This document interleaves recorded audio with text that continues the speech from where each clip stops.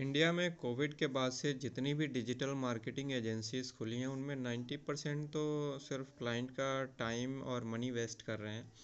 इसका एग्जांपल आपको बताऊंगा कुछ जो है।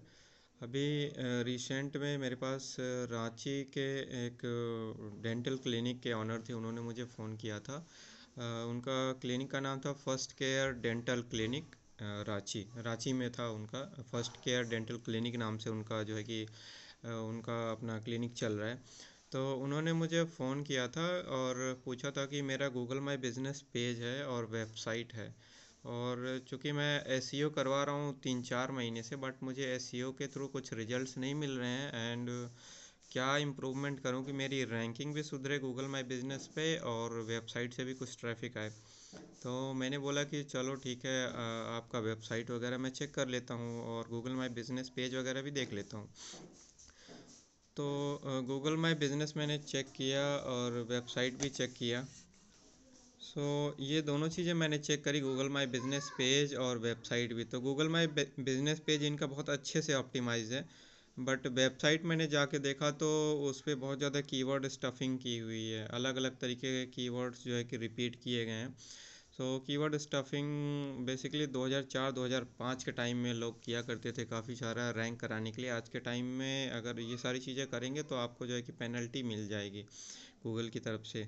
तो वहाँ पे मैंने जब देखा तो कुछ बैकलिंक्स वगैरह बने हुए थे, बट वेबसाइट से जो ट्रैफिक आ रहा था वो ज़ीरो था। और उन्होंने एक चीज़ बताई थी कि मैं एक्चुअली जो है कि वेबसाइट नहीं बनवाना चाह रहा था, बट जो एजेंसी वाले थे उन्होंने फोर्स किया था कि आप वेबसाइट बनवा लीजिए, इससे आपको फ़ायदा मिलेगा। तो आप देखो कि मतलब इन लोगों ने काम ले लिया, एसईओ कर रहे हैं, उसका कुछ भी बेनिफिट नहीं दिख रहा है। बैकलिंक्स बना रहे हैं तो कुछ सॉफ्टवेयर के ज़रिए बैकलिंक्स बना दिया, स्पैमी वेबसाइट पे जो है कि बैकलिंक्स बने हुए हैं, ठीक है, उससे कोई फ़ायदा हो नहीं रहा है। उनकी जो है कि वेबसाइट इंडेक्स नहीं हो रही है गूगल में। और कंटे ब्लॉग भी कुछ बड़े अटपटे तरीके से लिखे हुए थे। तो मैंने उनको जब ये चीज़ बोली तो ये चीज़ दिखाई उनको कि देखो आपका ट्रैफिक ज़ीरो आ रहा है। गूगल माई बिज़नेस अच्छे से ऑप्टिमाइज़ था। तो इनसे मैंने बात करी तो बोले कि हाँ एक्चुअली गूगल माई बिज़नेस पे वो खुद काम करते रहते हैं, तो इसलिए वो उस पर चीज़ें बेटर तरीके से ऑर्गेनाइज हैं और अच्छे तरीके से उस पर चीज़ें की गई हैं। तो ये था आपका पहला केस। दूसरा केस अगर मैं बताऊं तो एक मेरे पास पिछले साल की बात है कि एक गूगल मर्चेंट सेंटर सस्पेंशन का केस आया था। साईदीप इंडस्ट्रीज़ के नाम से गुजरात की एक कंपनी है, वो हैवी मशीनरी वगैरह के में मतलब हैवी मशीनरी बनाती है एंड उसके पार्ट्स भी बनाती है और मशीनरी भी बनाती है, जिसमें क्या होता है कि फोर्क लिफ्टिंग हो गया या मटेरियल हैंडलिंग डिवाइसेस वगैरह बनाती है। तो उसका जीएमसी अकाउंट सस्पेंड हो गया था। तो एक बंदा मुझे जो है कि कांटेक्ट किया था कि इनका गूगल मर्चेंट सेंटर सही कराना है और फिर जो है कि एसईओ का भी काम आगे मैं आपको दूंगा। तो गूगल मर्चेंट सेंटर मैंने सस्पेंशन सही करा दिया। उसके बाद पैसे का बोला तो बोल रहे हैं कि मैं एसईओ का भी काम आपको देता हूँ, तब तक आप रुक जाओ। एंड ये चीज़ इंतज़ार करते करते मैंने कहा चलो ठीक है, काम मिल जाएगा। 6 महीने से लेके साल भर तक हो गए, उस बंदे ने जो है कि कोई रिप्लाई नहीं दिया। तो साल भर बाद मैंने सोचा चलो ठीक है यार, पैसे मिल जाएंगे बाद में, और मैं उस चीज़ को भूल गया। साल भर बाद जब मैंने उनसे जो है कि काम के लिए बोला, मैंने बोला कि आपने बोला था या तो पैसे और काम देंगे, पैसे उस टाइम आपने दिया नहीं था, तो काम का क्या मतलब है।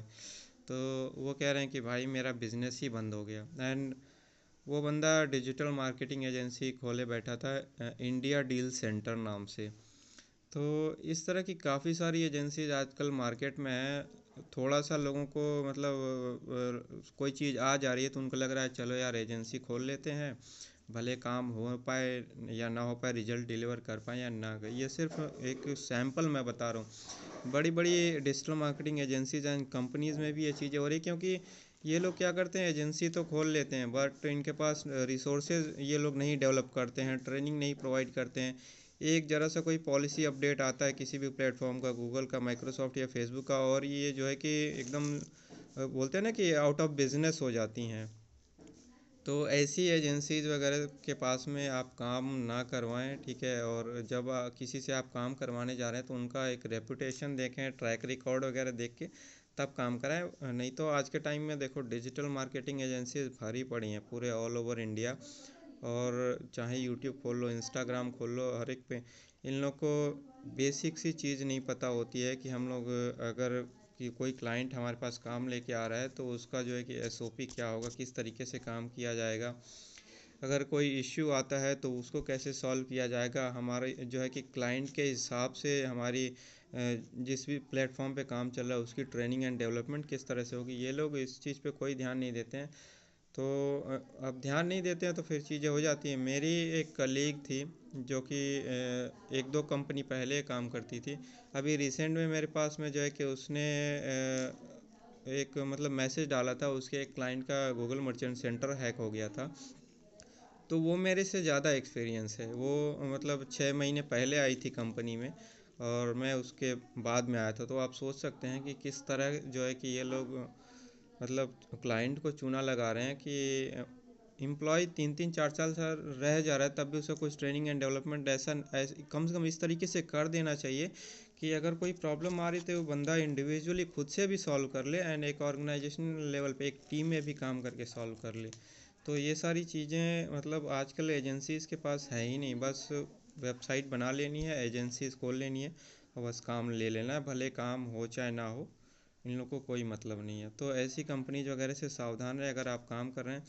और अपने आप किसी भी एजेंसी के पास जाए, कंपनी के पास जाए, अपनी रिक्वायरमेंट देख करके सर्विसेज ले, ना कि एजेंसी जैसा बोल रही है या फिर फोर्स कर रही है तो उनके हिसाब से चीज़ें आपको नहीं करवानी है, उनके हिसाब से आपको चीज़ें नहीं लेनी है। तो इन सब बातों को ध्यान रखिएगा क्योंकि मार्केट में मिससेल करने वाले बहुत होते हैं।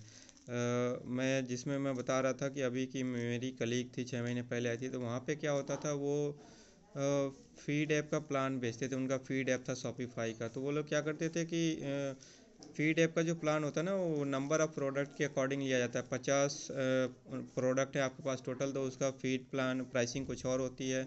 2000 है तो प्राइसिंग कुछ और, 10,000 तो कुछ और। वो लोग क्या करते थे, क्लाइंट का अगर एक भी प्रोडक्ट होता था ना तो वो प्रीमियम प्लान बेचने का कोशिश करते थे। तो जाहिर सी बात है एजेंसीज अपना फ़ायदा देख रही हैं, तो इस टैक्टिक से आपको बचना है और उन लोग के बहकावे में नहीं आना है, उन लोग की बातों में नहीं आना है कि हम लोग ये कर देंगे ये कर देंगे। वो आप अपनी रिक्वायरमेंट देखिए। अगर लोकल बिजनेस है तो आपका लोकल मार्केटिंग पे फोकस कीजिए, आपको इंटरनेशनल वाली चीज़ें जाने की ज़रूरत नहीं है, या फिर जो है कि बहुत ज़्यादा हाई बजट या फिर उन प्लेटफॉर्म का यूज़ ही नहीं करना है जिन पे आपको रिजल्ट नहीं आएगा। तो इन सब बातों का ध्यान रखिए और ऐसे लोगों से बचिए। धन्यवाद।